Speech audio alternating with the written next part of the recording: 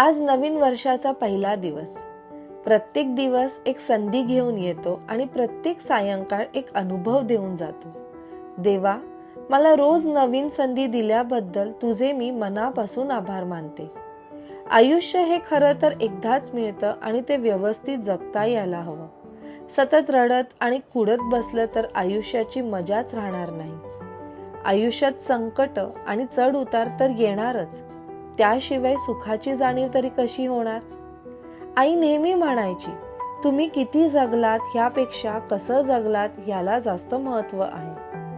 खरंच आहे, जेव्हा सगळंच संपून गेलंय असं आपल्याला आयुष्यात वाटतं, तीच खरी वेळ असते नवीन काहीतरी सुरू होण्याची.